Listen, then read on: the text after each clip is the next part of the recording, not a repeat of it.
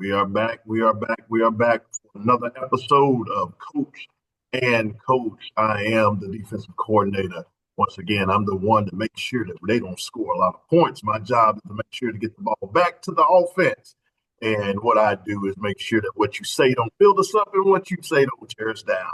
I am the defensive coordinator. I am Coach Mark sitting over there on the left side of me is our offensive coordinator. Once again, defense may win championships, but offense put butts in seats. I need the offense to put butts in seats. We are in the spread generation.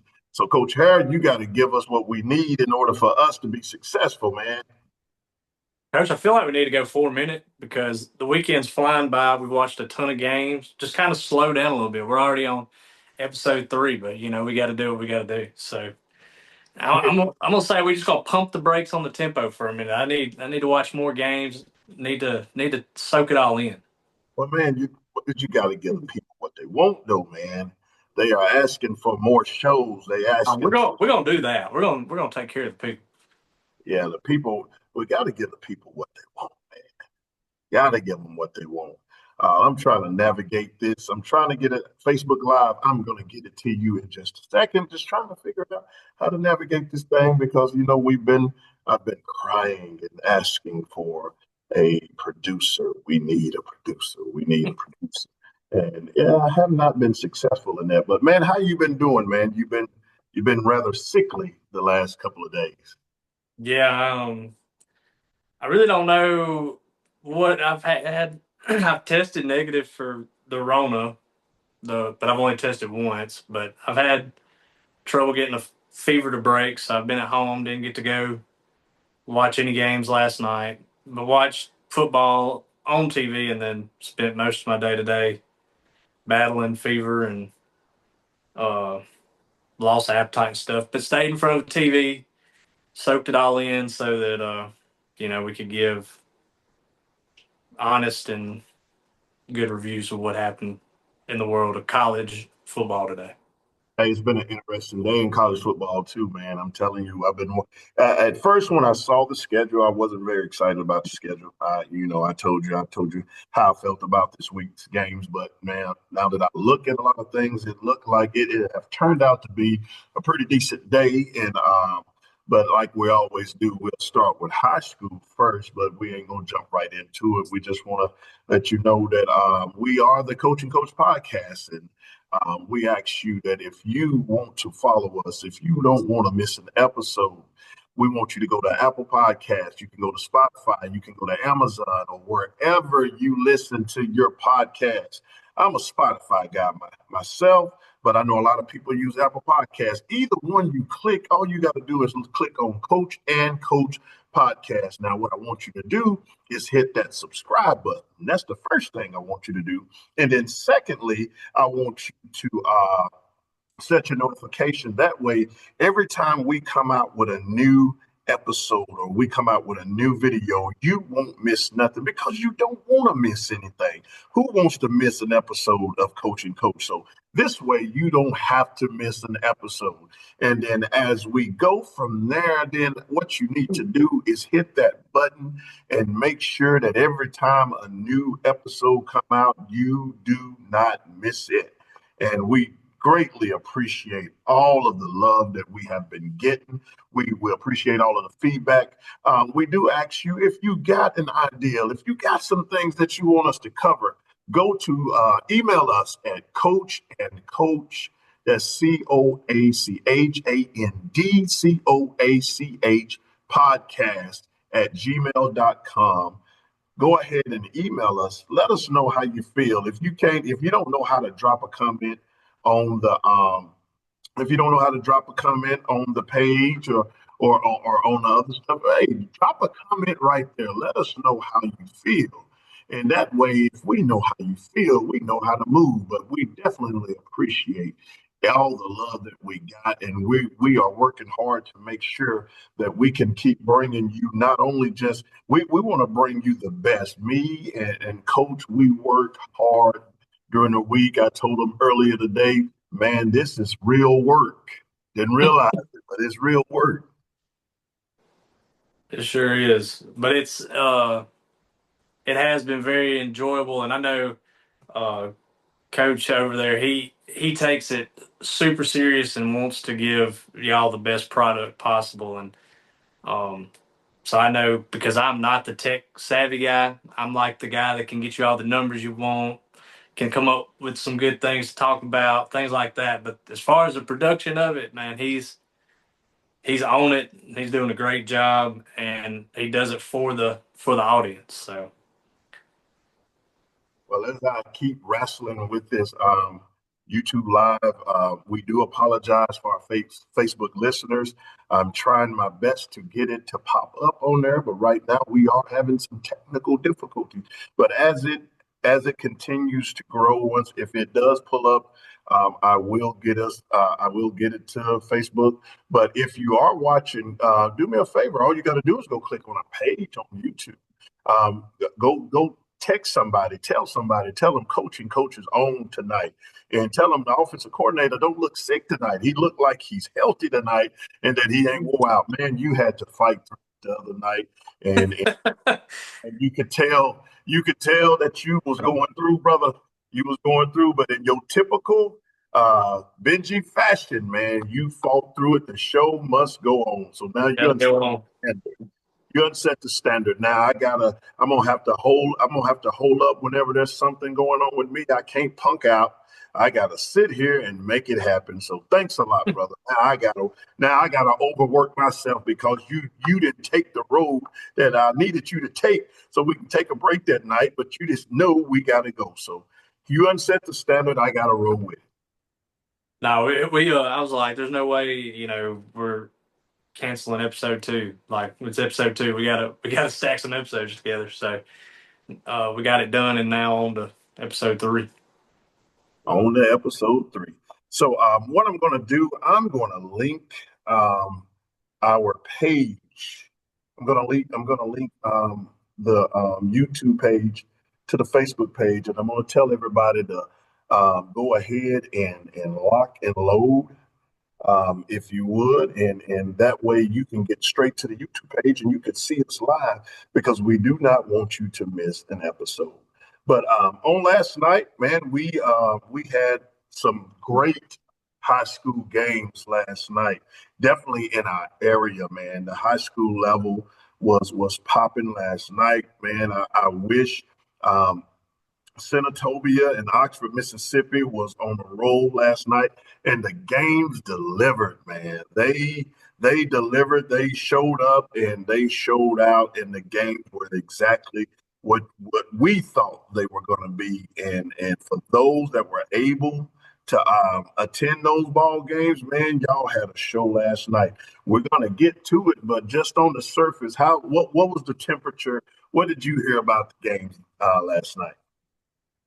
Well, being at the house, I just kind of kept uploading Twitter as much as possible, and um, to see video footage of some games across the state, where you see these panorama shots of the crowds and um, the fans and the cheerleaders and the bands and the players on the sideline and things during like timeouts and breaks, because a lot of these schools have gone to rebuilding these fields. They've got light shows now. They've got video boards. They've got all this nice stuff, and um, it just looked like across the state, it was just a great night for some high school football. And then you see some of the scores and how some of the games are playing out, and it's like you couldn't hit refresh on Twitter fast enough to try to get an update on some of them.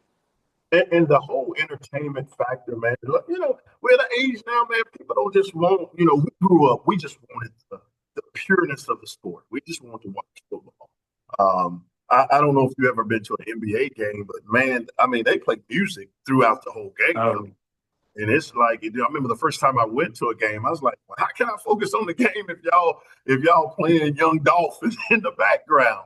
But it's just the whole entertainment factor. And just like with WWE and ESPN linking up, it's going it's a segment we're going to talk about later on here at the end that's going to really dive into that. But man, you looked at I saw a clip where I think Oxford scored the first touchdown, and man, it was a light show. I yeah, mean, it's just you would have thought she was at an Ole Miss game. And speaking right. of Ole Miss, If you haven't been to an Ole Miss game at night, that transition from the third quarter to the fourth quarter is unbelievable. Man, it was amazing. The Arkansas game, that transition was unheard of, bro. I was just sitting there like, man, this is crazy. Like this is a real life show. And it just sparks the fans. I know you even texted me last night because our game was a little lethargic. And you said, man, get the student section need to get things going. So it's starting to get to that point now where, you got to do more than win, brother. You got to be able to, like I said, you got to put some butts in seats. And in the NIL era, and they say it ain't in high school, but it's coming because I'm gonna tell you the quarterback from George County last year, he had a plethora of NIL deals. The only thing, he couldn't touch the money until he was no longer playing high school. So they put it in a trust. This was coming from Ricky Neves this summer. He told us about it at the clinic, and this kid, man, had millions of dollars waiting for him before he even jumped on a college campus because he was able to get to do all of those things and take advantage of his likeness. And then they put that money in a trust. That way to keep his amateur availability. And once football was over with, he was able to cash in and get what he wanted. So that's where we at, man. Yeah, and you got to think, regardless of if you're sitting at these games or at home, especially on a college level, everything's on TV. You don't have to leave the comfort of your house to see every game. So enhancing the game day experience, and schools like Ole Miss have done a great job. You just got to offer more to get people to want to come because you're going to sit there. The college game's so long too, like a game lasts 4 hours, and you're sitting there on a bench seat with no chair back on it. You got to have something that makes you want to stay there and not go sit at the house in the air conditioner and watch it on TV. So the enhancements of game day experiences is just big in today's world because there's so many things that can distract you, like cell phones or just the comfort of being at home because it's there. And like you said, even on the high school level, man, it's just that's where it at. Even on the high school level, kids and everybody we want to be entertained. Man, just don't tell me even on our level, we got to entertain, and I'm gonna have to pull out some of my things. We got to pull out some segments where we can, because we're gonna have to be entertaining, man. Because anybody can talk about this stuff, but how can you make this stuff entertaining? And that's what we are working on, and that's what we're trying to do. And we appreciate everybody that's gonna help make that happen. So on that note, let's go to the high school level. Let's talk about the high school games on last night. Let me run through some local games, and then as we do, we're gonna go in depth. We're gonna go with the things that you want to hear, and then talk about some stuff that you didn't want to hear. But just going to run down some scores real quick, and then we'll get into those local games that went on last night. Pontotoc remains undefeated. They beat Corinth last night 17-14. Big win. Big win for them. Belmont beats Tishomingo County last night. Biggersville 49-19 over Boonville. The Soup pulled out a switch that was laced with spikes and beat the brakes off of Nettleton 55-26. Meridian came in, and I guess you can call it an upset. They upset Columbus 21-18. South Pontotoc said enough is enough, and they took Okolona and said, look, everybody been beating us, and we had enough. They beat Okolona 41-19. You got New Albany. New Albany said, Lord have mercy. New Albany just said, you know what? Everybody else having fun, we're going to have fun too. They beat Caledonia 66-21. Walnut defeated our good friend Marty Warren 20-14. Walnut defeats Alcorn Central. Faulkner, and I got a take on Faulkner that we found out talking to a couple of my sources. Apparently, number 7 haven't been in the game plan. They have been a throwing team, and because the quarterback got hurt, it forced them to run him against us. Now they should have waited to the next Yeah. game to try to get his let's see what he can do. But now I think the recipe is there because he had another amazing night on last night. They defeated Thrasher 54-24. Hamilton, with their interim coach, defeats one of our division foes who's still winless on the season. Hamilton defeats East Union 30-6.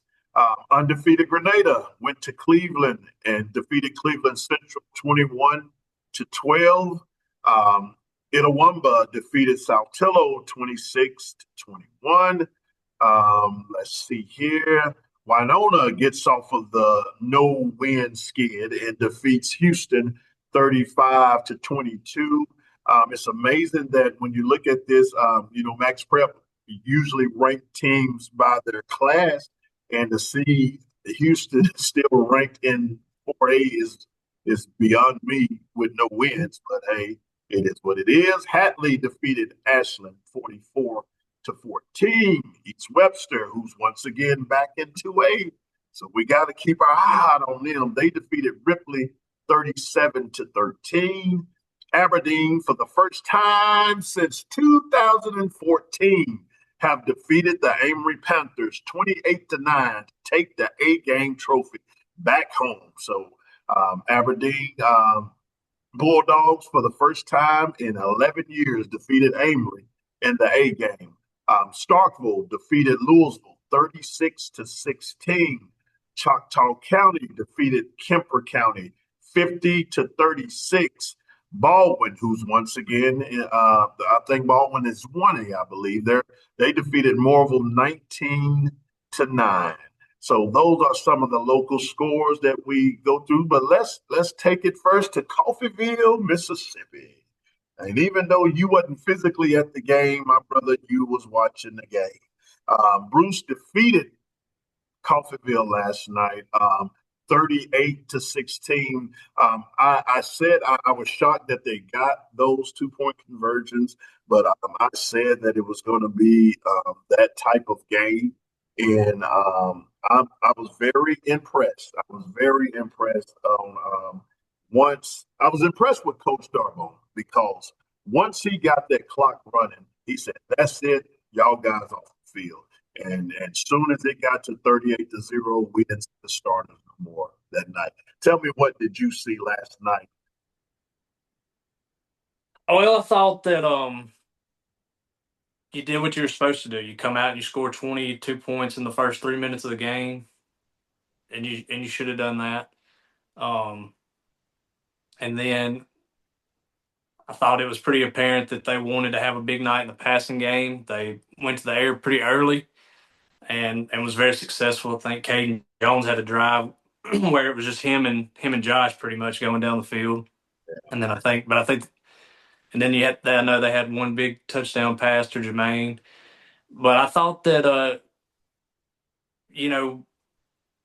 I don't want to be overcritical or anything, but I thought that there was we jumped up on them, and then watching it on, I'm not there, so I can't say for certain, but it just seemed like there was a little stretch where we might have had a lull where, instead of saying, "Hey, let's go jump on," we could get the clock running before the end of the first half, and get out of here. It just seemed like there was a little lull, but that's kind of being overcritical. I mean, it's hard to, if you got a stick and you're poking your competition like, "Hey, are you going to move? Are you going to move? Or are you going to do anything?" That's tough. So I thought, kind of like you said, I think they did what they had to do. This was 30. They were, as far as the starters go, they won a 38-0 contest. I guess the thing that what was alarming last night is that we put the ball on the All three running backs at one point, it was a fumble, the next running back fumbled, and then the next running back fumbled. And those little things that you said, like you said, the clock could have been running in the first half. I think the clock could have been running in the first quarter. I thought you texted me, and I was like, "Yeah, I agree with you." I thought, I thought it was going to be. They were completely dominating the game, and I was like, well, this game's over with. I mean, we'll be running the clock in the first quarter, but you could just kind of see how it kind of shifted. And I was over there. I was by the coaches on last night, and their energy wasn't there. I mean, their energy wasn't on the, this is just a whatever. They was trying to get the kids, hey, we got to quit making these mistakes. And what I love about what Coach did is that one, when one fumbled, he said, "That's it. Let's go. Let's go with the next one." And then when they fumbled, no, let's go with the next one because he was trying to send the message that if you're going to be that team, you got to be that team. You can't lower your expectations or lower how you play in order to get. No, you just got to be that team. And if it means beating somebody head in very early, because think about it, we've been on the receiving end. Yeah. We was on the receiving end on some of those beatdowns, and no team didn't have mercy on us. They went ahead and got rid of us and didn't really care if we was trying to fix anything or not. Yeah, and I've always kind of said that when you get in that situation, you can tell when you're playing a good team, or you can tell that you are a good team when that energy's not there. You can kind of create your own. What do you got to do to get this clock running? What I got to do to make this drive successful? Sometimes you got to do that, and it looked like they forced how many defensive touchdowns they scored. They scored two. They ended up. I think they only scored. They scored one. I think Marcus got the fumble recovery, and he took that back for a touchdown. Right. And maybe that's, kind of your way of looking at it is, hey, defense turned up and got it closer to get that clock running. So, I think that, like I Touchdown. said, I'm trying not to be overly critical because at the end of the day, you did, Yeah. I mean, you handled your business. So, But that touchdown was the third one, and we got the ball back. So I thought, hey man, this will be. Like I said, I was looking at the score, and I said, well, we score here. This is 30, and I said, there's a possibility we get this ball back. It's going to be 38-0 at the end of the first quarter, and then we're going to run this clock, and we're going to get on out of here. But it's and what I love last night also is that drive. I think that was the drive before halftime where we was inside the 10 and we threw four straight times and we didn't connect on one. And Joshua Long, I saw him when he come to the sideline and everybody was, players like, man, it's okay. And he was just gesturing. He was bothered. He was bothered that they did not execute any one of those passes, and he was basically telling players just leave him. Not people. It was more than the kids that don't really get to play a lot. They just like, hey man, it's okay, man, it'll be okay. And I was just, I was listening to him. I was in earshot of him, and he was upset that he did not connect or they did not execute on any one of those passes because and it's good because he understands when the coach is putting it in my hands. He really understands that. Look, he expects to get the job done every time. So just to see that, and then also to see Darboh once they got to 38-0, it was no hesitation. It was no hesitation. He understands that there is a greater thing at stake, and that is awesome because you would think a team that don't really in the last few years we don't have the pedigree of winning, we don't have the mentality of winning, and usually in those situations, this is what I love. This was the most impressive thing. While we were up 38-0, I didn't hear starters put me back in, coach, let me in, let me go, let me get back in. They was like, okay, we got a job to do next week. Let's let these young guys get in. yeah, That's a sign of maturity. absolutely. And, the fact that you're able to get to that point to do it now, you can't say this team's struggling for confidence. They're 4-0. You Yep. can't say that they're they need more reps or anything. They've got 4 games under their belt. The fact that, you can trust that your players can go in, handle the job, and then you can get them out, save them, keep them fresh, and you know, get some younger guys in to get more game experience. Because how many games they got? Three. They played 3 JV games. This I think they would end up with 4 total. 4 total. So I mean, anytime you can get those guys on the field, you need to. So um, I think that it's huge. It's a huge positive that you're able to do that. Okay, I'm going to run down some stats on last night. Joshua Long was 12 of 21 for 162 yards. He threw 2 touchdowns. Aiden Welch was 0 for 1. Marcus Brownlee, who made an appearance at running back last night, and he told me, Coach, he said, "Do not bring up my fumble on the podcast." I said, "Mark," he said, "Man, just talk about me picking up that fumble and taking it back." I said, "If I talk about the fumble, I said, if I talk about your return, I gotta talk about you getting the ball taken out of your hand. You are a power lifter. You are a state participant in powerlifting, and you let a kid take the ball out of your hand."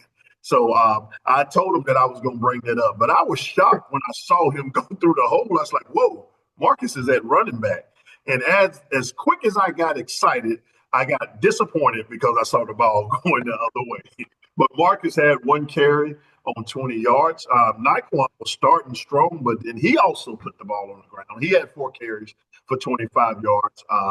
Jacoby Hatchett had 9 carries on 72 yards and a touchdown. He also put the ball on the ground. James Gator had 5 carries for 29 yards. And his younger brother, James Albert Gator, had 3 carries for 0 yards. Um, um, JD did not play last night. He is nursing an ankle injury. He didn't even dress out. And for them to be able to do what they were able to do last night without him, we still managed to get 308 yards total last night. And with a running clock, that's really not bad. It's not bad Yeah, at I was all. gonna say what it started running 7 minutes left in the third, something like that. Yeah, So it was very early in the third quarter. Matter of fact, I was walking from the concession stand and I stopped, and it was a lot of time on there. So the starters basically played 2 quarters. I won't even say 2.5 quarters, maybe 2.25 quarter, and they still were able to muster up 300 yards. The backups came in and did really. The backups only produced well, the backup didn't produce any yards. We didn't that's a get lot. I from the just back. feel like that's a lot of yards too, because I know I can think of 2 drives where they started in plus territory because they recovered an Yeah. onside kick or a squib kick, But and then they and then a lot of people, I heard a lot of people, mumbling like, "Why are you kicking it up?" It's Caden Jones. He's not one of the best kickers. I promise you, he wasn't trying to do it on purpose. sometimes you just get lucky. It just happened. And Yeah, I wanted to ask him, haven't y'all seen the kicks that he kicked out of bounds? I'm pretty sure he didn't try to do that either. yeah. Some of his kicks don't just come with great accuracy and power. Some of his kicks just dribble down the field, and at the same time, it's still your responsibility as the other team to recover the ball Yeah. because it's live. It's live. So you hear a lot of stuff, and on the surface, it do look like, okay, why are you kicking an onside kick and you're up 22-0? Well, it's Caden Jones. He's not really trying to do that. That's just how he kicks, and it's not the best right now. Receiving last night, Jermaine Jackson finally fell below the Mendoza line. Now, he did have some opportunities last night. I think he had about 6 targets last night, and there was a couple of them that could have got that total up to 100, but he only had three receptions for 43 yards and a touchdown. Shamarion McCain, he had 4 catches. McCain was targeted a lot in that first quarter. Like I told you last night, I text you, I said, I'm going to talk to McCain next week, and I'm going to let him know I don't need you to be Tyler Lockett, because every time McCain catches the ball, the ground catches him. He hits the ground. So, I don't know. Maybe McCain got in his head. There's no sense of me getting knocked out. I'm going to catch this ball, secure it, and I'm going to hit the ground. That's usually what he do. But he had 4 catches for 22 yards. Aiden Welch had 1 catch for 5 yards, and then Caden Jones once again continues his tear. And it was something amazing to hear the other team scream, "Watch the tight end, watch the tight end." And I'm sitting there like, oh my gosh, they are saying, watch Caden Jones. Boy, life is good right now. Caden has made his way on earth, man. I'm loving it. I'm loving it. I'm loving it. But he had 4 catches for 92 yards and a touchdown. So overall, Bruce did what they needed to do. Win the games you're supposed to win. Don't and do it in a fashion to where you don't have to burn a lot of energy. The moment he got the players off the field, he got the second and third group in, and we secured it with a win. And we packed up the bus and we hit 3:30 and came on back home last night. And that's what it's all about. Like you said, you didn't find yourself in a game that fourth quarter ball falls a certain way. Who knows what happens? You went out there and you did what you were supposed to do. You jumped on them early, got the clock running, and got out of there. And going in, you always want to put a certain amount of hype around something, but that's kind of my feeling. I mean, we said what was our predictions? I said 42-7. You said 48. So we thought it'd be that type of game. And so the fact that they were able to go out and do what we thought it was supposed to be, you got to be pretty happy about it. You're very happy. Very happy. The Trojans are 4-0, 21 years.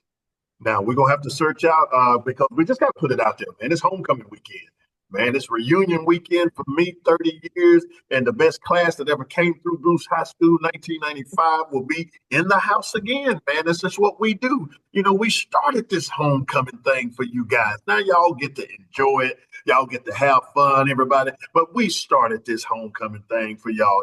I don't want y'all to get it twisted now. We were the one that got this stuff got it kicked off, and y'all jumped on board. So y'all don't want to give the class of '95 their credit. Benji, class of 2013, don't want to give us our credit, but that's fine, my brother. We got this thing popping for y'all. Y'all get to enjoy this. So, on behalf of the class of '95, you guys are welcome.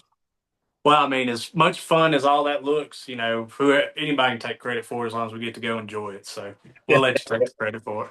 Yeah, but that was it's homecoming week, and we're gonna be talking 5-0. It's gonna be people are gonna be chit chatting this week. They're gonna be talking about 5-0. They're gonna be asking when the last time we started 5-0.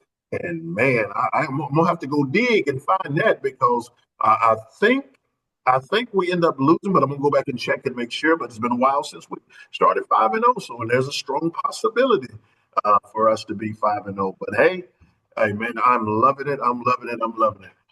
There was a barn burner at my alma mater at Northwest because they play at Northwest campus right now because I believe Senatobia is getting their field repaired or whatever it may be. So they played at Bobby Franklin Field in Senatobia at Northwest on the campus of Northwest.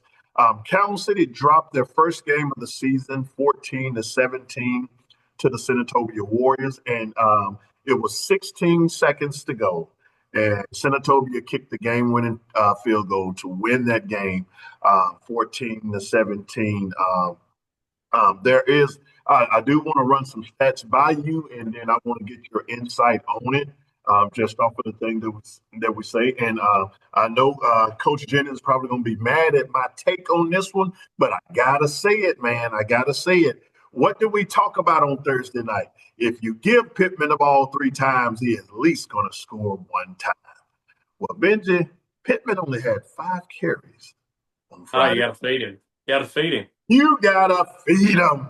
You got to feed him. My stuff don't even work, but I'm going to hit it anyway. You got to feed him. He had 5 carries for 29 yards and a touchdown. Hey, he did get a touchdown. He got the touchdown. That kind of holds up. The numbers don't lie. I tell you, we look at the numbers, guys. I'm telling you, the numbers don't lie. So what you're saying Uh, is, if anybody wants to hire us as analysts, we're we're here for for hire. you. Yeah. Now, if you trying to get no, leave me off your staff because I haven't every staff I've been a part of have not been successful in football since '99. I don't know what happened to my knowledge of football, but do not put me on your staff. Benji had more success than I have. So keep me away from your staff because you will not be a winner anymore. And I don't want to tear up your program. I want you to be successful. So if you want to send me an email and you want me to look at some film for you, I do that. But don't put me on your staff, man. Don't put me on your staff. But Senatobia didn't have their stats posted, and which is kind of baffling to me because I believe Ricky Neves said in his last podcast that all schools are supposed to report their scores and stats to Max Prep. So I don't know why Senatobia didn't do it. Maybe they just didn't, But kudos to Coach Jennings because he get his stuff on there, he get the stats on there, and he give us something to talk about. But Coach Jennings, we gotta have a conversation, my brother. He only had 5 carries. Zay Pittman, he had 11 carries for 37 yards. Carson Lawrence had 1 carry for -1 yard. Quarterback Harlan Pittman had 3 carries for 22 yards. Jalen Jackson had 2 carries for 15 yards. Kansas City had to throw the ball more than they usually throw it. Marlon Pittman was 9 of 15 for 162 yards. Carson Lawrence was 1 of 2 for 55 yards, and Zay Pittman was 2 of 4 for 15 yards. So Kansas City ended up with 232 yards passing, which was very uncharacteristic of a Kansas City team who was a very dominant run team. They only had 102 yards rushing, and they did still muster 34 yards total.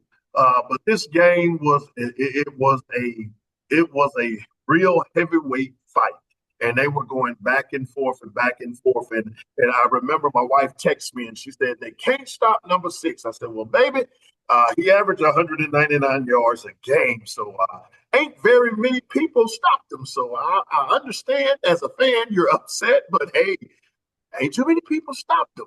But tell me what is your intake on that on just all the things that I read?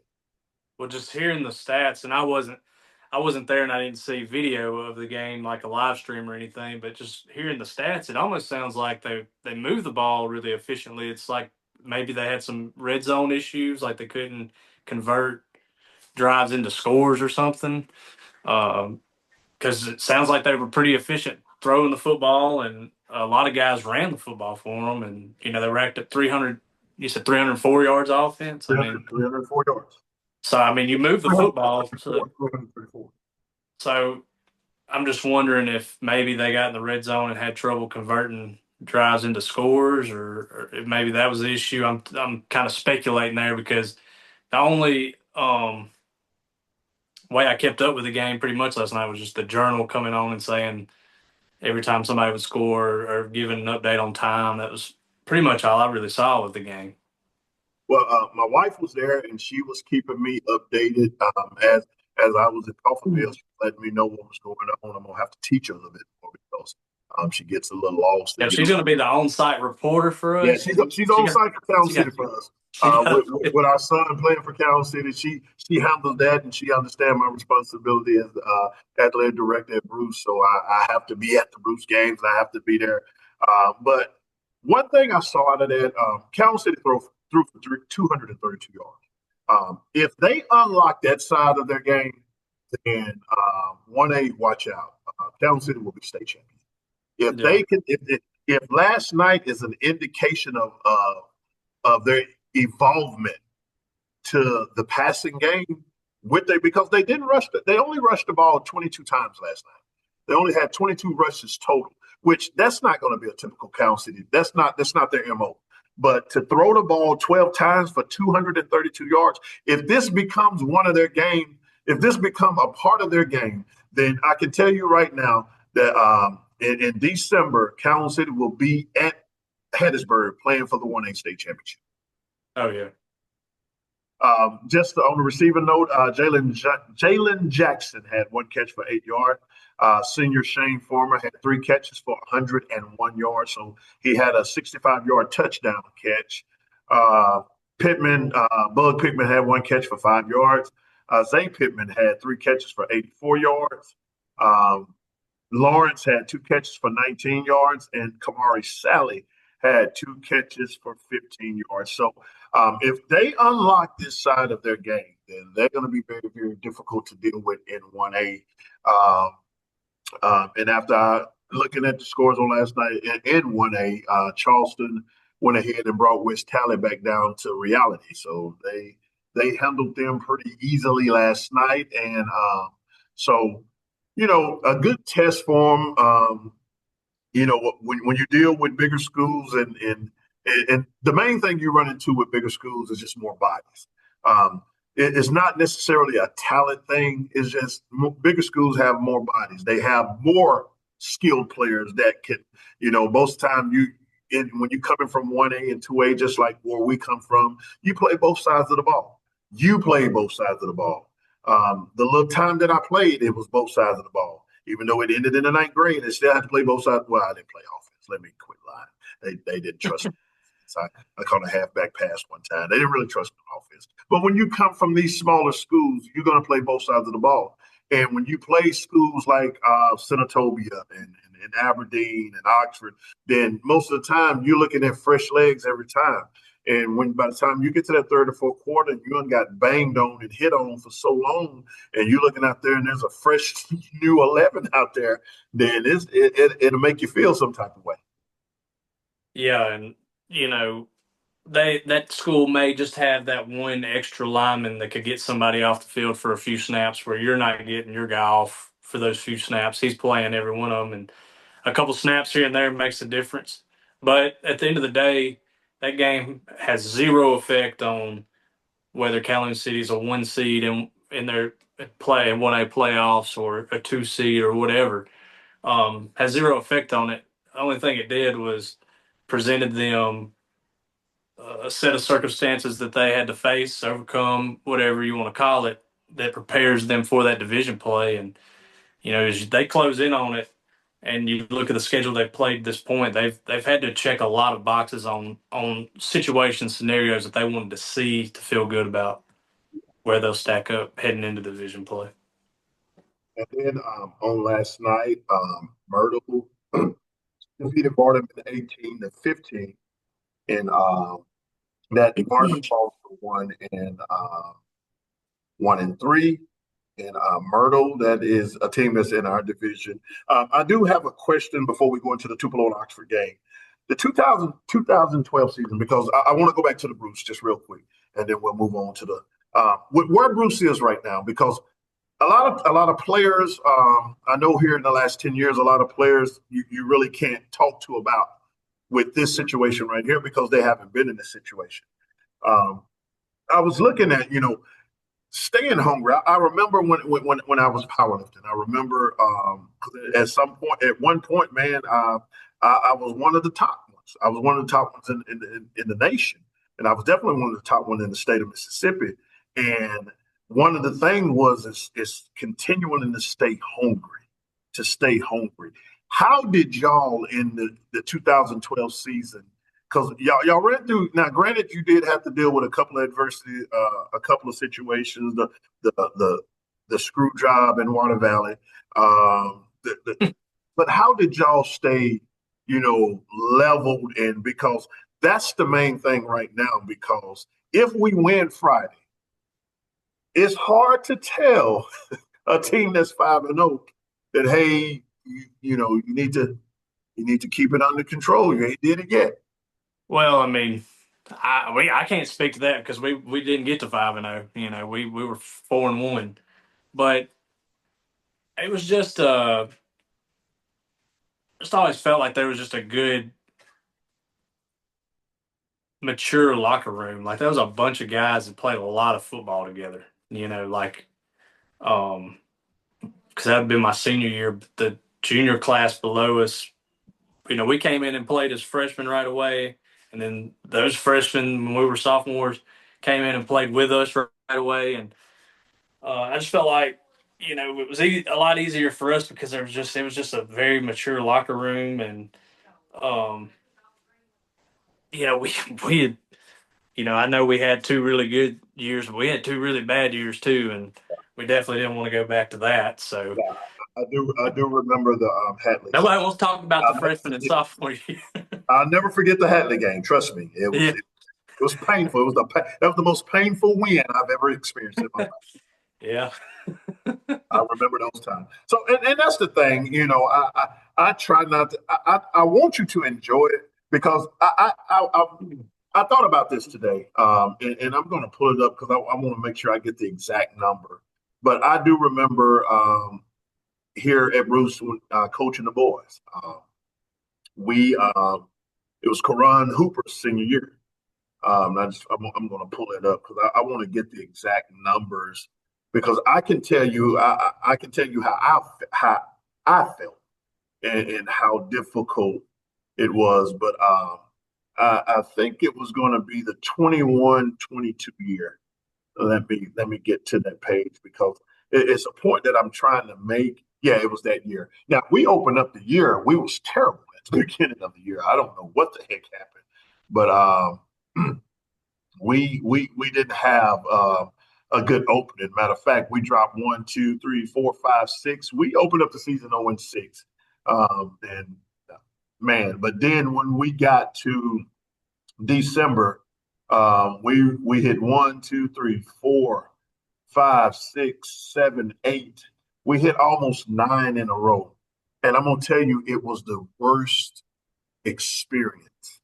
Not the winning was the worst experience, but trying to hold on to the streak, trying to hold on to the momentum, practices, every little thing that they done wrong. I blew up because I was trying my best to hold. So just speaking on a coach, just jump in the shoes of Darbo right now because I know how I felt during that streak because I knew we was on our way. Matter of fact, we lost to Choctaw County 57-54, basically lost on the buzzer. We win that game, we're number one seed in the division. And we ended up number two in the division. But just that whole sequence of just trying to get, each game was just painful practices. And I was like, man, I should be happy. I should be excited. Yeah, I had the paper calling me every other day. The Calhoun County Journal did a story on me and the seniors and trying to keep everybody under control because now Bruce is no longer under the radar. So jump in his shoes. What would you be focusing on right now on this street? well, I mean, I think you just kind of got to go play. You're gonna have to go in and tell your kids like the only thing that matters. You're not getting any of this 4-0 back. Like you can't go relive it. It's gone. You have to, just put what's going to be in front of them. However they structure their practice for Monday on the install side of it, and get them bought into that install. Get them bought into uh, getting that game plan ready to go and focused on that. I hate to cut you off. Let me ask you a question. When y'all was in the just the meat of the winning, how did y'all handle bad practices? Or was every practice just everybody was focused every week? Oh And no, I mean, y'all had a particular you're player. just going to go through. You're going to go Y'all had a through particular periods. player. When he hear this podcast, he know I'm talking about him. Every day wasn't no good. I You know. can't, yeah, and it's you're never going to have that. I mean, you're human. Um, you just get through it. I don't really know how to explain it. You just, you know. Also, I think the two teams are different. I think you could, I think the team I played on was a team that comes as close to being able to flip a switch on, and it's different than I don't see that in this group. I think this is a good group, but this is a group that can't take a week off and then just flip a switch and there it is. I mean, we played. I'm not saying that we were world beaters, but we played in a division where I mean we played a team that we beat like 68-0. And I'm not saying that's because we were that good. We've had some teams that weren't great on our schedule too, but it's never perfect. You just got to find a way to push through it. I mean that's probably the best way to put it is if it was sunshine and rainbows, everybody would do it, and everybody would have a winning record, and everybody would hold hands and sing and laugh and dance. And sometimes you just got to find a way to fight through it. And that's what I think keeping their focus on what'll happen Monday, and then let's get to Tuesday, and so on, and Wednesday all the way through game week. And then even like you said, talking about Josh, how he felt about that drive that he goes 0 for 4 in the red zone on, like the fact that he's got that mindset, like those are good qualities that if I'm Coach Darbone, I'm like, well, I like that my kids feel that way and have those qualities. That means we can get through some of those tough practices and things when things ain't going right. There's a basketball coach that when he hears this, he's gonna know I'm talking about him. But he had a classic statement. He always said he would go in and pick a fight. He'll just start something to keep Yeah, them. He'll do even though his teams were very dominant and they really wasn't challenged much on the floor. So he had to create scenarios to keep them grounded. And it'll be quick. He'll be like, "Well, I'm gonna start a fight today," and that was his way, and it worked. It worked. The practices will be irritable. It will be, but that's how he kept his team grounded. So I thought about that this weekend because, like I said, when you're not used to success, sometimes success could be a curse. You know, yeah. And then just going back to the practice thing too, because you're asking about comparing from when I played. Like I remember scout team having like Jamar Brown on it, who would embarrass you if you didn't show up to practice that day. Like he's out here running scout team running back and would run through you, and that's just the difference is like you know when you're talking about picking a fight. Like I see what you're saying now, like that. I see what you're saying. because like I said, like when you're not used to success and you start having all this overly success, sometimes it can be overwhelming. Just to go ahead and finish the run through, we won't spend a lot of time on Tupelo and Oxford game, but that was a great game as well. Tupelo did pull it off 20-13. And coach, they had 200-yard. Now, granted, they only threw the ball 5 times. Tupelo is not a passing team, but they ended up with 332 yards rushing on that night. Jaden Hill had 22 carries for 108 yards, and Colin Bobo had 19 carries for 217 yards. But the game was exactly what everybody built it out to be, and I come away more impressed with Oxford. I'm very impressed with Oxford. I really thought, as the day went on, I said, well, I think Tupelo just gonna go in there and they're just gonna exert their dominance because Tupelo is turning into a very good team right now. But Oxford held their own, so I was very impressed with Oxford on last night. Yeah, I've got to apologize to Tyler Turner and them because I picked Tupelo on the show. I was like, I'm pretty sure Tupelo got this one, just because, um, like, I, if you go back to the week before, I think it was an ungodly amount of offense that Tupelo put up, and I think they put the ball in there like 3 times. I was just like, man, when you can run the football and play defense like that, it's who's beating you. Oxford found a way. I think I'll make a mistake, especially on the high school level, which because year to year you're dealing with different players, and I think I lean more to Tupelo because of in the last few years Oxford's inconsistency of Yeah, I'm dominant this week and I'm mediocre the next week, and sometimes you forget we're not dealing with the same players each year. You might get in another group of players that have a different mentality, and I think I got caught up in that rabbit hole.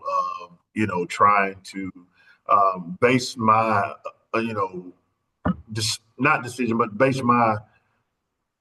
I base mine off of what I've looked at in the past. So I did make a mistake on that as far as that, but good game overall. I think on the high school level last night, it was a good, and we're getting close to this division time, and that's when it's really going to pick up.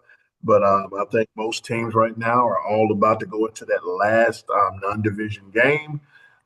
Like I said, next week we got homecoming, and you check our TikTok page. I'm going to be doing videos at the homecoming parties all over the place, and we're gonna have some fun, and we're just going to enjoy the whole night. But on the whole level, the high school games last night were exactly what they thought. The games that we said we was going to cover, except Starkville and Louisville, but all other games were exactly. I thought the Starkville Louisville would have been a little bit tighter than what it was, but high school was on. Had a good night last night. But let us move on to the college football. Today was a day of college, and as I'm looking at now, more South Carolina is trying to make it a game right now. But college football. Let me run through the scores real quick. We're going to look at the SEC scores first. Um, you got Mississippi State. Mississippi State defeats Northern Illinois 30-10. That means Mississippi State is 4-0. Memphis, do you call it an upset? I don't know. Memphis is not a bad team, but they defeated Arkansas 32-31.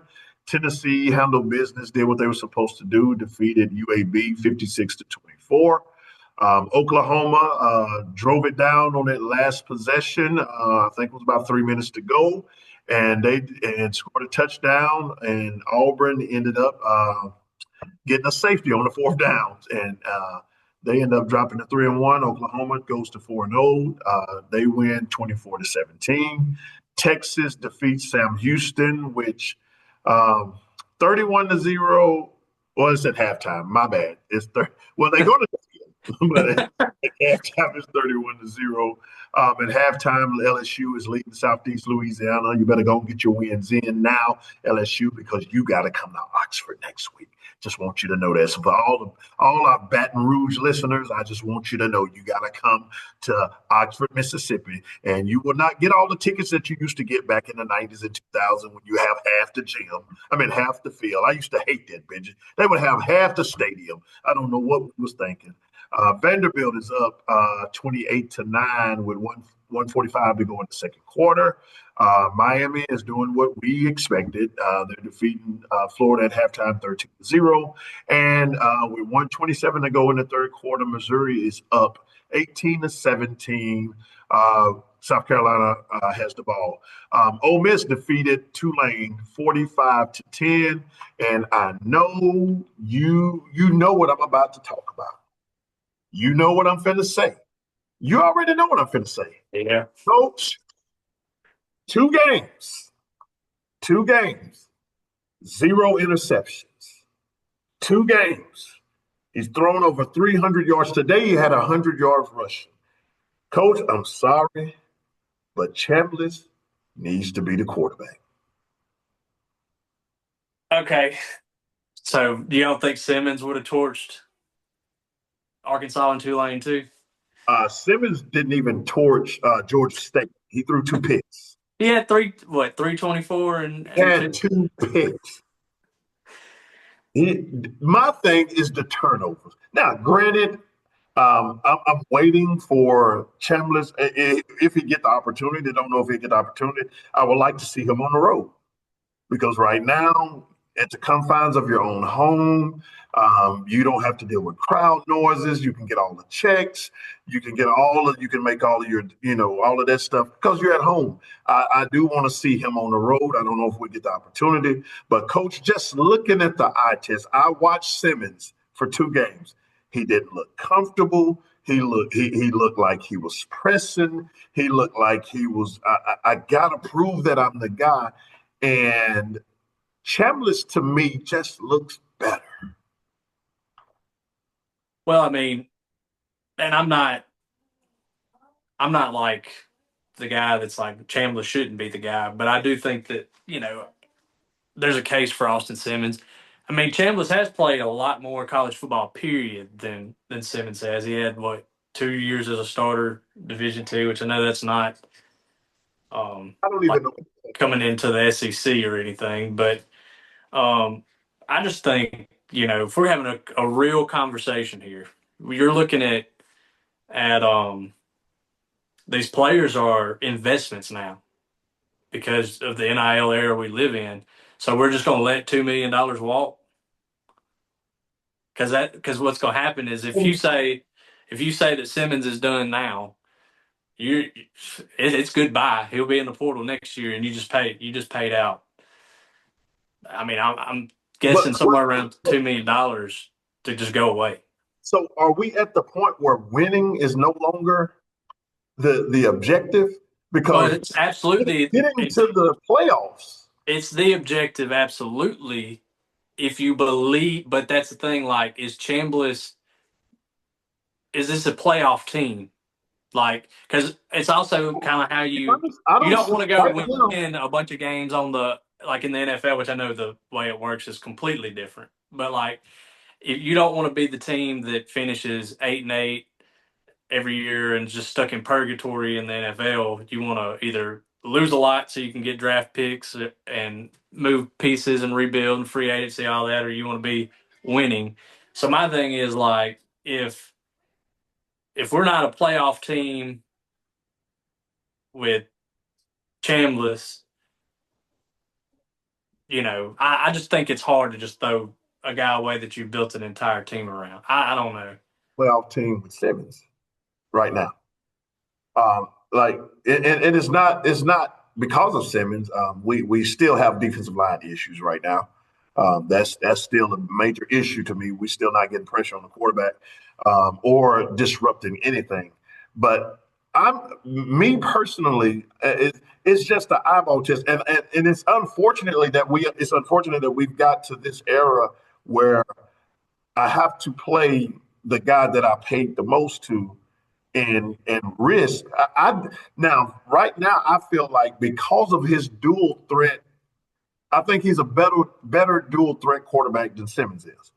I I just agree with him. and I feel like with what we got to deal with, like next week is going, and I don't know who the starter going to be. Like I said, they had the report that Simmons had a decent practice, and then right after we went off the air, it wasn't 2 hours later that we get the report that he may not play. So I don't know what direction they're going to go in this week. And if he wasn't healthy this week, what's the possibility of him being completely healthy next week? Well, I think it'll be. I kind of hinted at it on the show Thursday night was how they kind of play games. Like they don't have to be completely honest about it until 90 minutes before kickoff on the availability reports. And I've kind of always felt like we play games with it. But, um, I mean, last year you would see where half the team would be listed as questionable on it. So, I mean, there's no way that was real. So I guess from what I saw in the Arkansas game, I would not expect him to make that much progress. I mean, we're talking about he could hardly walk. Yeah. So I couldn't believe that he made that much progress in 2 weeks to be able to play. But at the same time, I heard the Ole Miss radio network say today that on the sideline, he went through like all the throwing live on the sideline, like staying warm, staying ready that he could have went. So He did full warm-ups last week against yeah, Arkansas. He went through the whole thing. That's why I was shocked even when I heard Chambliss was starting. Um, it's a conversation. Me, I haven't been sold on Simmons. After watching the first couple of games, I just felt like his decision making was very rushed. It just he just don't seem comfortable to me. He just don't seem comfortable. Like I said, it feels like he's pressing. I gotta show that I am the guy. You've built this team around me, and I gotta show you. I gotta show instead of just letting it come to him. Now, granted, it's easy for me to say that because I don't have 340-pound linemen who run 4.5s running after me. But even at the same time, those same linemen is also running after Chambliss, who's running away from people. And the thing that I've been most impressed with is his deep ball is very good. When he throws the deep ball, it's going to you or it's hitting the ground. yeah, I thought he looked better today. Um, and I even think that Tulane secondary is better than Arkansas secondary, but I thought he looked better today on the deep ball and in certain passing scenarios. I thought he looked better today than he did last week against Arkansas. And let me be honest, I'm a Chambliss guy. Like I'm over here playing devil's advocate with the Simmons stuff. I think it's a tough situation. I'm glad I'm not Lane Kiffin and I have to figure that one out. Yeah, this is going to be rough. And I will say the announcers are not they keeping Kiffin off the hook because nobody's even mentioned it. I haven't read it in the blogs. Even an announcers, they was like, "It's good. This is your backup." What if your backup is if you're saying Austin Simmons is the number one, then this is 1A. So nobody's really pushing the issue. But I just feel like next week, whoever the quarterback is, we're gonna see what's really going on. Just looking at Ole Miss schedule, they got LSU and then they got Washington State. Lord, I mean, they had four home games. They got 4 home games in a row. Then you go to Georgia, you go to a good Oklahoma team, and then you get South Carolina at home. You get the Citadel. You get hopefully a battered and bruised, and I'm ready to get ready. I'm ready to get through the season so we can fire this coach Florida team. I hope Yeah.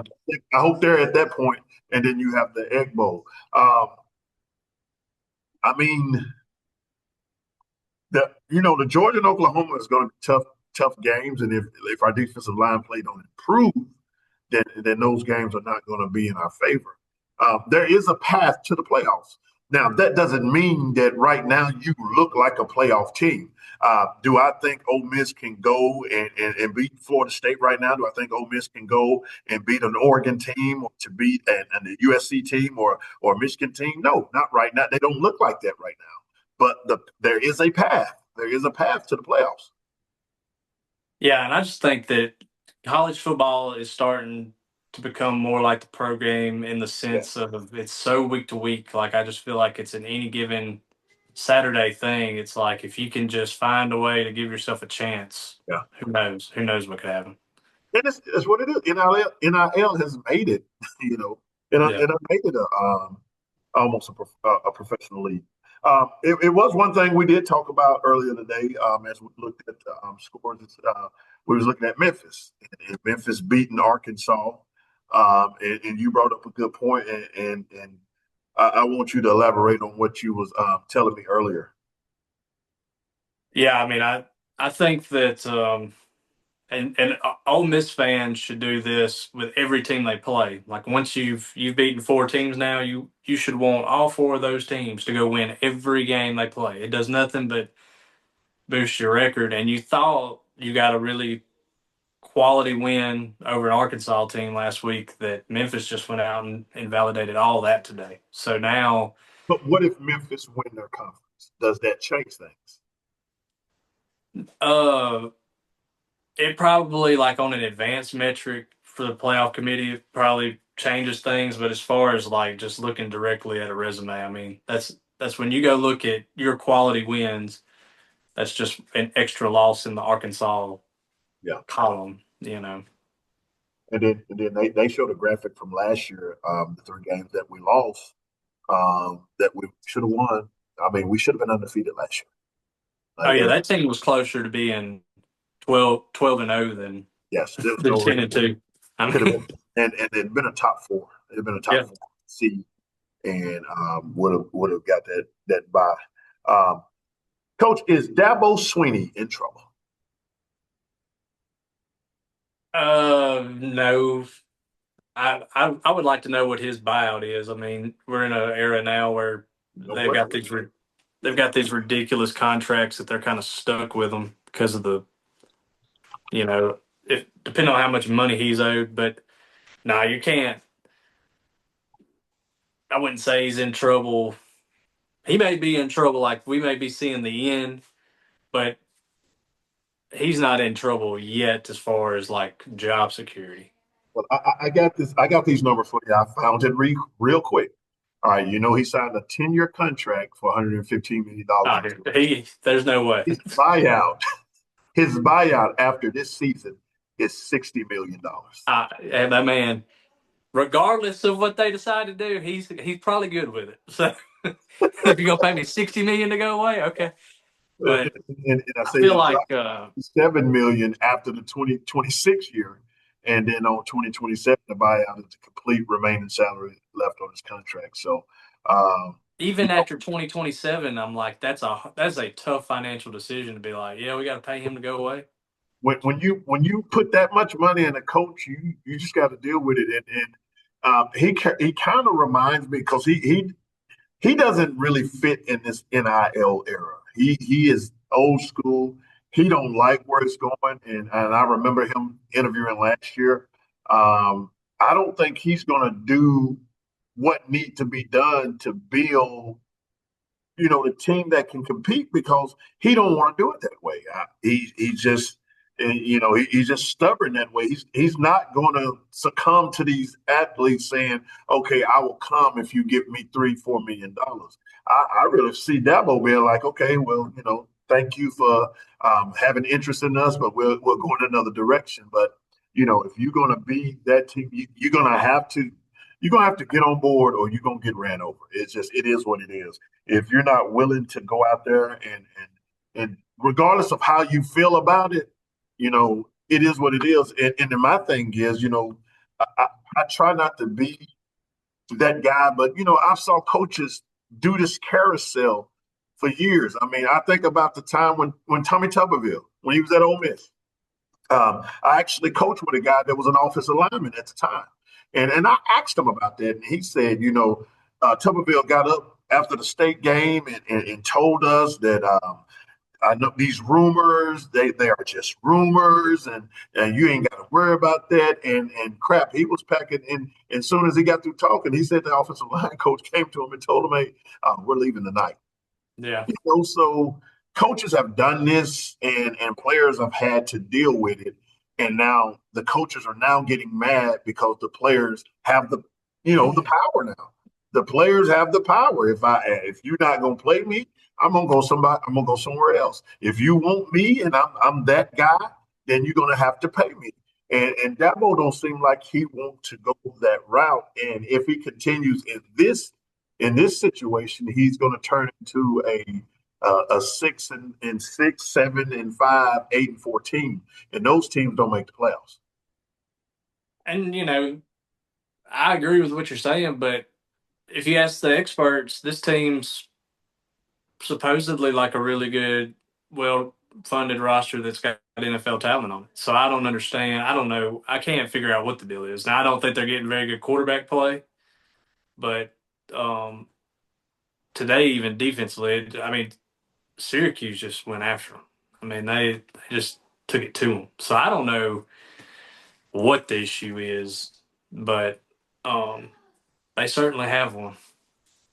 There is a picture of him on ESPN that really tells the story. I'm he telling you, looks, I text you. I saw they did like a camera shot over at him, and I was like, he's hurting right now. yeah, because you've been dominant for so long. You've been in the conversation. You've been in the championship conversation, not just the ACC conversation. You've been in the championship conversation this whole time. So, man, I get it. I know and to get pretty much dominated. The score really don't tell the story, but to get pretty much get dominated by Syracuse. Who thought Syracuse is not a football school? Carmelo Anthony went to Syracuse. That's a basketball school. That's Bayhine. That's the 2-3 zone. That's Yeah. basketball. You don't think of Syracuse. I mean, who they have? Donovan McNabb. That's the only person I know that played football at Syracuse. And they came in and came to Clemson. And that's the thing. And they came. Maybe they need to change their intro because that hill seems dangerous. Maybe he's too old to be running down that hill. They need to find something else to come to the field. That's crazy, coach. You're running full speed. Me right now. If I run down that hill, I'll probably tear my Achilles tendon and I'm done for the year.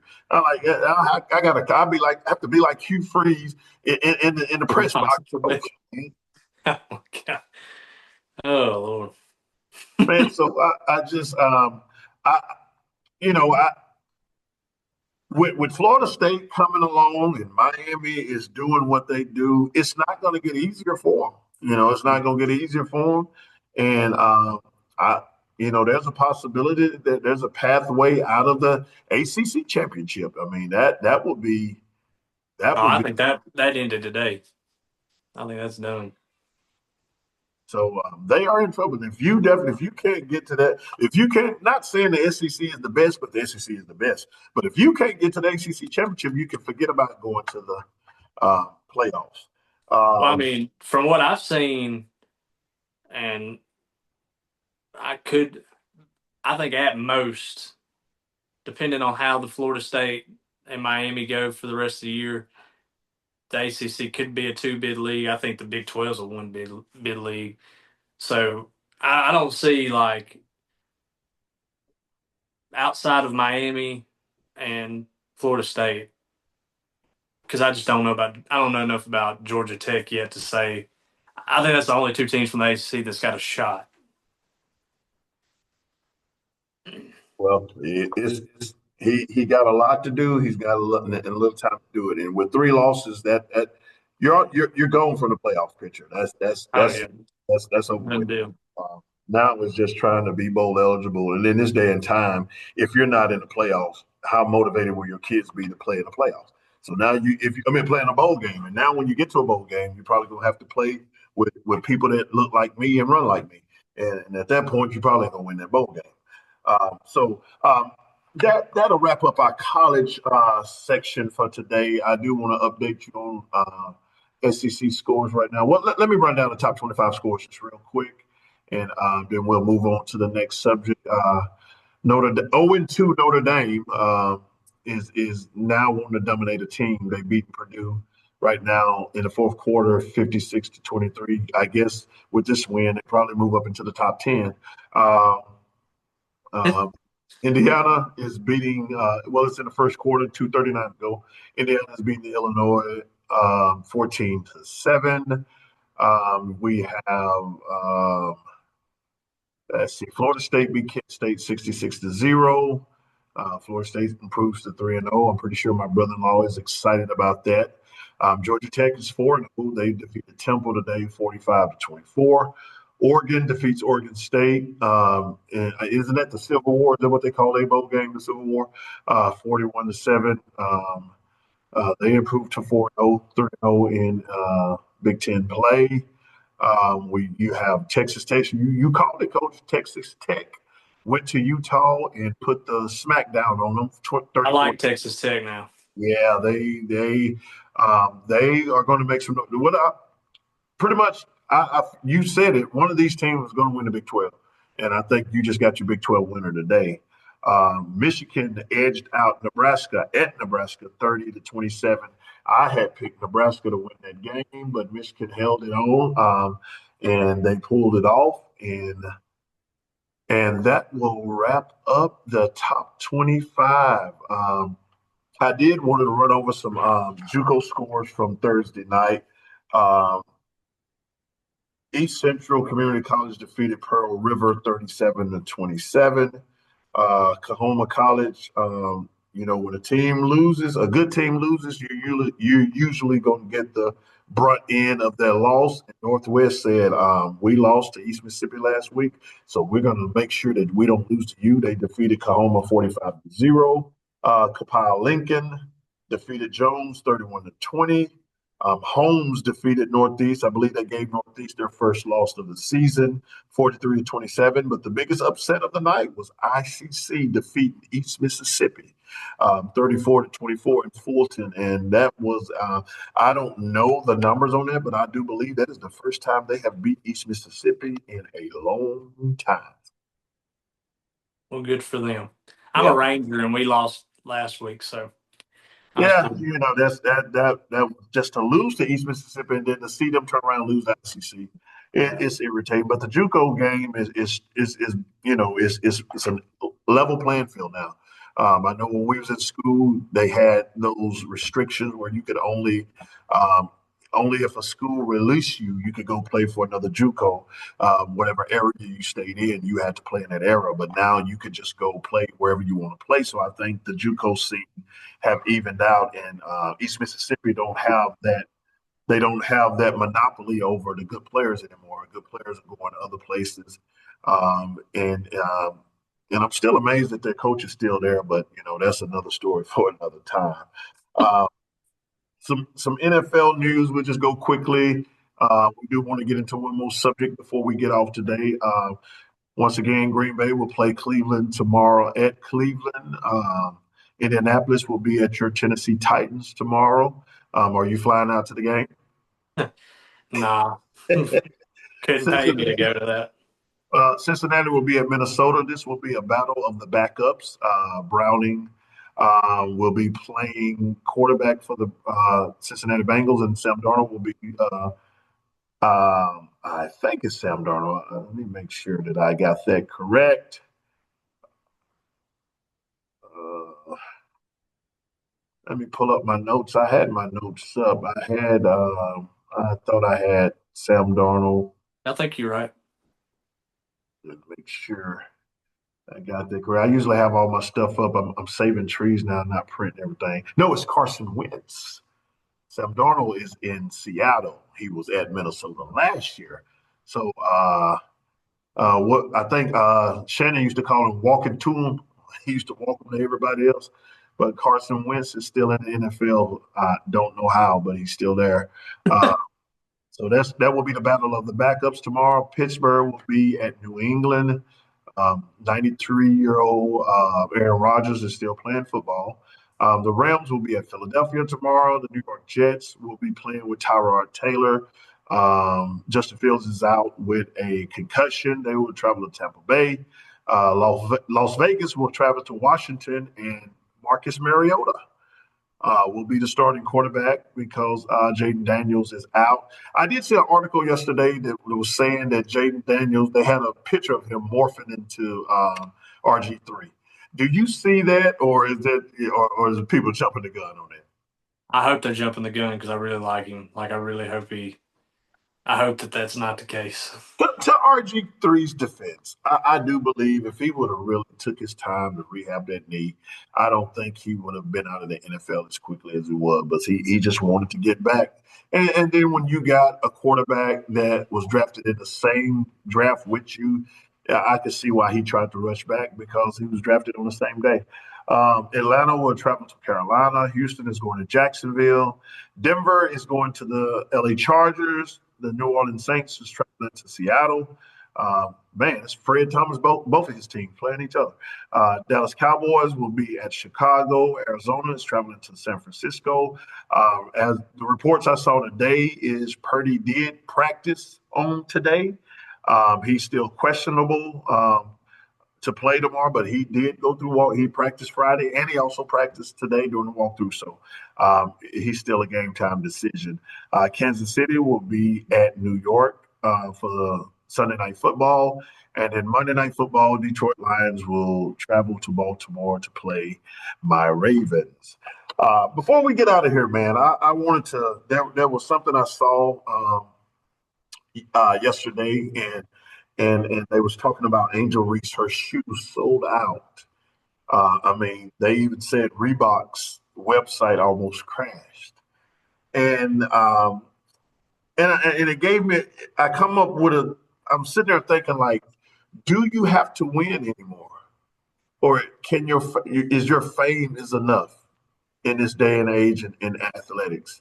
Because I thought about it. The most famous NFL player right now is a third string quarterback. So are we now um, in the graduate phase of, you know, just the social media? Or are we in the NIL phase to where, you don't have to win. You just got to know how to market a brand. Oh yeah, we're absolutely in a now. Everybody loves a winner, but we absolutely live in an era where if you can market, you're going to be successful. And it is just, and so now I wonder how does that trickle down to the high school level? Because when you look at Angel Reese, she hasn't, and even Caitlin Clark has not been on the floor in the last 2 years. She haven't played full seasons. She did have the one run in Iowa to the championship, but she is more famous than any of the winners. And like I said, Angel Reese in the WNBA, outside of shooting 30%, there at one point, coach, she was shooting under 50%. She is a center under the goal, shooting under 50%. She was shooting under 50%, and now her shoe is exploding. I mean, everybody unbought her shoe, but she has so many other ventures, and she is so known in other places that you look at players that win, and is it just more important to build your brand and the team, or success is secondary? Well, I think if you go from like a pure, like purists like us from a sports standpoint, it's absolutely based on winning. But they've created. There's hundreds of people who aren't as marketable, and then you have one like an Angel Reese or a Caitlin Clark or whoever that does it really well. I mean, on a brand like you go back to when Angel Reese first got to LSU from she come from Maryland, right? Maryland or NC State is one of them. And but I mean, brands were like I feel like she could have got brand deals then. Like she's just somebody that knows how to use the social media side of things, knows how to market, and brands flock to that. And so, I'm sure that you can look at it both ways. That I don't care how marketable you are. I'm a sports purist. We're gonna go based on off what you do on or off the field, like how successful you are. But to this younger generation, I don't know if that's how they see it. So is it time to just try to adjust to where we're running into now? Because with especially with, and I see this a lot with travel ball, not taking nothing from travel ball. You do what you need to do. I just know what my house is going to do. But you got kids now that's not really even focused on their high school teams anymore. They're I know it seems like every baseball tournament, everybody's getting a ring after the weekend. And Pop Warner football, you could play 7 teams and be declared a state champion. Um, the AAU basketball circuit has been so watered down now. So when you're looking at all of those things, or you go and play on an AAU team and you're not even you don't even play, but your team is winning, and you get to, and it's getting to the point where as long as I know how to just market myself, um, are we losing that in high school? Is that starting to trickle down? Um, I know on the basketball side, I do see a lot of kids that I'm not a big fan of kids playing travel ball during or before their high school season. But more parents is like, okay, I got to market my kid. And there used to be a time, well, if you winning, they are coming to see your kid. Um, I think about this a lot of time. Migo, they were not coming to see Migo. They just happened to see him. They were there. The teams were there to recruit Joy Embry. I mean, Joy Embry was a freak of nature. He was 6'6", 300 pounds, and had arms longer than my whole body. But then they saw this kid, this freakish athletic kid that was on the field. But why? Winning did that. Winning did that. So is winning, could that be a reason that winning is not important anymore? Because, hey, why should I be concerned about winning a state championship in football, baseball, and basketball? My travel ball team, we just won a championship. We went in a tournament, and it was 12 of us, and we were state champs. Or my Pop Warner team, I won a state championship in the 7 and 8 year old, and 9 and 10 year old, and 11, 12 year old. Y'all don't have a ring. I got a ring. Or I went and played in a tournament in Texas, travel basketball, and we won. We won the tournament. And now, I'm just going to focus on my brand. Well, I mean, I think that there's a case to be made that it does have a or will have a negative effect on the actual structured high school, like with your school game. Um, I I could definitely see that. I think there's like a all this gives you is like this oversaturation where you can create as many highlight clips and things to push out there, and maybe maybe my ankle's a little sore. Maybe I don't play Friday night. Things like that. But I hope that the hope would be that, and I think that there is some.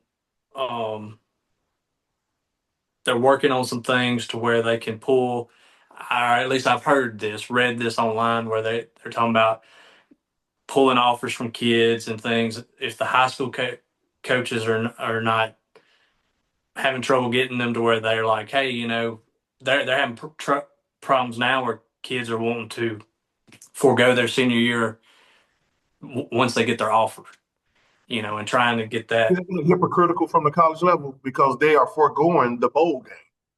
And it is absolutely, but they're trying to help the high schools by saying they're wanting to move that offer date where that kid has to start playing his senior year. Um, That seems very hypocritical because they have created this atmosphere that this game is not important, and I got to get ready for the NFL, so I'm not going to play. The bowl game used to be to get those 6 wins were special.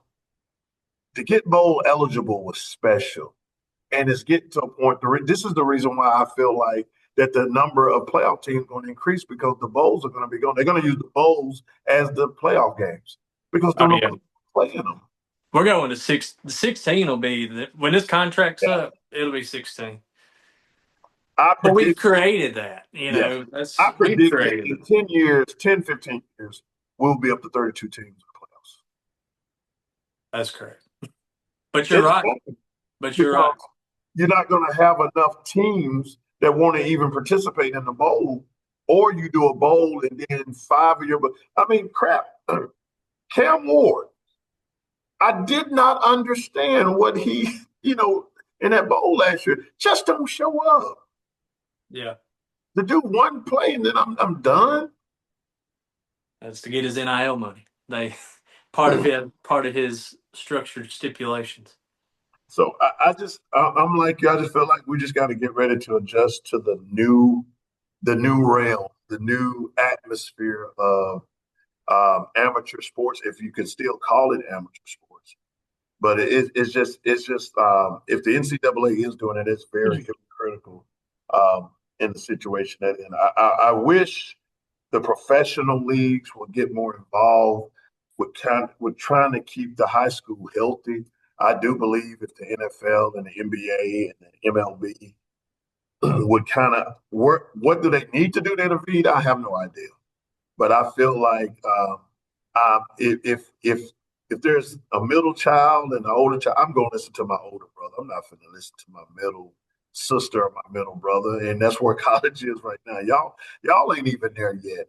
But my older brother is the NFL. I'm going to listen to Big Brother because You they know, what you need is for the college level to start wanting to look like Big Brother. And I think if that would sort of straighten itself out and they could find a model that kind of resembled the pro model, there would be a trickle down effect that I think that's where your trickle down effect to get some of this under control would come from. But as long as from the time a kid is, I mean, we got kids now that are getting offers in the seventh grade. So from the time they're in the seventh grade, they're starting to get their NIL valuation to the time they go to college. I mean, it's just the Wild West. There's got to be some type of figuring out on that level, and I'm not sitting here saying that the kids shouldn't get what they deserve. I'm not saying that at all, but there needs to be some sort of structure, and because no one's going to go to the NFL and make more than what the rookie deal allows them to make. They're not going to go. They're not going to go have their agent go in some back room over here and get a shoebox. It's not happening. They're going to get what they get, and that's just how it is. and I feel like that and we gonna get ready to wrap it up, but I do feel like you played football and baseball. My nephew, football, basketball, baseball, is gonna come to a point to where, man, I got an offer. I'm not playing. I'm not. I got a football offer. I'm not playing no basketball or baseball. So I remember Piggies. Piggies played basketball and football. DK. I remember DK ran track. I remember being at the meet with him. Him and Tyreek were going at it in triple jump. These professional players, and now we're getting out of that to where the kids feel like we already seeing that. And then it's gonna get to a point to where, well, I'm not going to play. Our team is not very good. I'm not gonna play my senior year because I don't want to get hurt. I already got my offer. I already talked to the coach. Coach said I'm good to go. And I'm not going to play football this year because I don't want to get hurt. My team ain't very good. And I'm just going to go ahead. I'm leaving. I graduate early anyway. So I'm just going to go and commit right now. I'm not going to play this year. And I'm just going to go to college. Well, you hope you wouldn't say that anyway, because high school is that 4-year period where once it's over, you're never getting it back. And it's some of the most, that playing the sports at that level is supposed to be some of the most enjoyable times of your life. So don't sell yourself short on an opportunity to make lifelong memories and things that, one day you're going to wake up and be like, I can't go back to that. Yeah. So I hope it don't, you hope it never comes to that. Tell me about it, brother. I sit there and I contemplate. I tell kids all the time, I cannot go back and erase the bad decisions I made in high school. I wish I could. I wish I could go back and do those things, but man, it's over with. Ain't nothing I can do about it. And I have to live with it for the rest of my life. Well, brother, man, we have finished another episode of Coaching Coach. That's number 3. That's a three-peat, man. We might as well create a dynasty on this thing. But hey, before we get out of here, we want our listeners to know that, hey, we're about to start something in the next couple of weeks as we try to build this. We try to build this podcast that you can be more involved. What we're going to start doing is what we call Thursday night giveaway. And what you need to do, and I'm going to put it on the Facebook page and we're going to put it on our TikTok page. What you need to do is you need to go to one of either Apple Podcasts, Spotify, wherever you listen to your podcast. I need you to hit subscribe, screenshot that subscribe, and email it to us at coachandcoachpodcast@gmail.com. Wednesday night, we'll get all the emails. We'll put them in a little Wheel of Fortune wheel, and then we will spin that thing on Thursday night, and we will get our winner. And what we'll do this week, we're going to have different things that we're going to do this week, but what we'll do this week, that to the winner, we will cash app you $25. $25 to the winner. But here's the catch. We got to have more than 10. So if I don't have at least 10 people that done put in, I can't go giving our money away. Me and Benji got kids. We just can't give our money away like that. But if we get at least 10 entries, then we'll put all of that in a wheel. We'll spin that wheel, and then all you got to do is submit your Cash App, and we will send you $25. But what you got to do, you got to subscribe. You got to show that you subscribe to our podcast, and then you got to screenshot it and then email it to us at coachandcoachpodcast@gmail.com. Also, this Thursday night, we will have about a 15-20 minute window where we'll start doing our interviews. We're going to have our first guest on Thursday night. We'll let you know. I want you to wait. I don't want to let you know who it's going to be. I want you to tune in and see who the guest's going to be. But each Thursday night, we're going to try our best to do what we call Thursday night chat. And then also next week, not this week, not homecoming week, but next week, we're going to take on, we open up the division play. Bruce opened up division play with Water Valley. So we want to do something special. We want to do something special for that night. What we want to do is we want to do Coach and Coach live pregame show at the stadium. We want to do a live pregame show at 5:30, but here's the catch. I need you to be there. We need some people behind us. So this is what we're going to do. For all the people who come early, pay to get in, come early. The band ain't there at the time, so we'll set up in the band section because they ain't there yet. They don't get there till about 6:30. And what we'll do is we'll do our live show from the field right before we take on Water Valley. And then what we'll do, we'll put your name in a bucket, and then the following Thursday we will draw a name, and whoever wins will pay your way into the next game. Now you see, we giving away a lot of our money, and we both got a lot of kids, and we giving money. Terry, I'm sorry. If you're listening to this, it wasn't his idea. It was mine. It was not my idea. Wife, hey, if you listen to this, it wasn't my idea. It was Benji's idea. So that covers our wives. They're good to go. We already gave our excuses, but for our listeners, we want y'all to get involved, and we want you to be a part of what we do. And if you got comments, anything about the show, email us. Let us know. Send us an inbox. Man, ask us something. We'll try our best to do it. But brother, man, we have finished another one, man, and I already feel my eyes getting heavy. Me too. So until we see you guys again, we want you to keep on running the football. Keep running the football. Keep hitting the hole hard. And eventually, if you're not getting them but 2 or 3 yards at a time, sooner or later, that line is gonna break, and you're gonna break a big one. And when you break that big one, you ain't gonna remember all the times that you missed, that you didn't get the yards that you want to get. Keep on running. From the offensive coordinator to the defensive coordinator, we thank y'all tonight. And until we see you again, y'all keep on running the football. Hey, brother, we'll see you on the next one. Peace out.